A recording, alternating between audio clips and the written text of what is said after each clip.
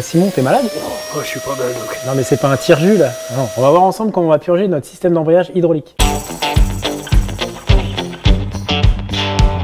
Il vous faudra un kit de purge, un tournevis, du liquide de frein DOT 3 ou du liquide minéral. En option, un kit de réfection embrayage All Balls, du brake cleaner, une clé de 8 et du papier. Le doc, comment je sais que mon embrayage est fatigué? Tout simplement, il y a un signe annonciateur, c'est l'embrayage qui devient tout mou.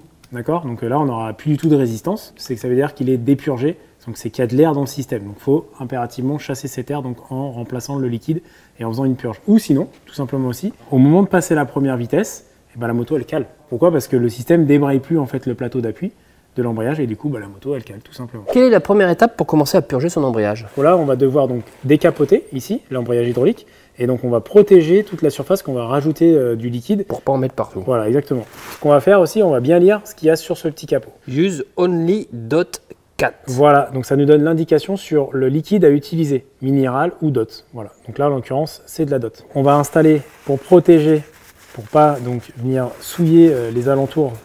On travaille proprement avec le doc. Exactement, donc là on vient mettre des petits chiffons, on vient bien appliquer, voilà. Ciment, maintenant on va pouvoir retirer le capot. Donc là on se munit de notre tournevis et on va défaire ce petit capot. On va retirer donc le capot et la membrane.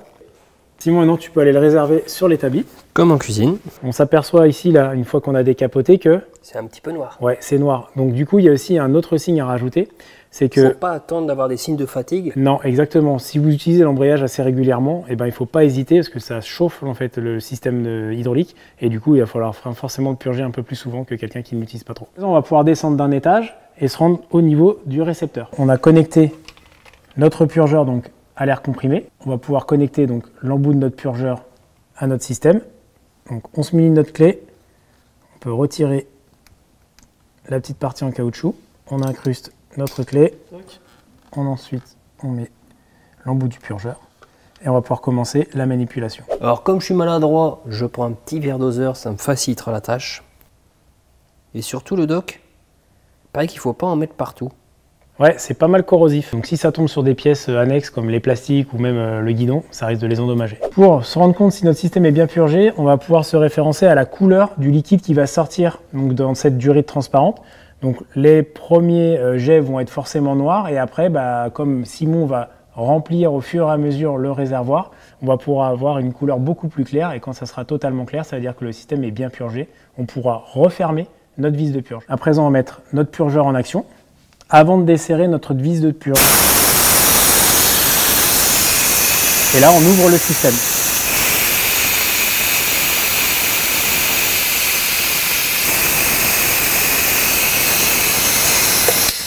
Simon, maintenant qu'on a fini donc, de purger, on va faire une dernière étape, c'est la petite purge manuelle pour sentir vraiment si on a la résistance et récupérer la résistance du levier. Donc on vient tout simplement embrayer et on referme.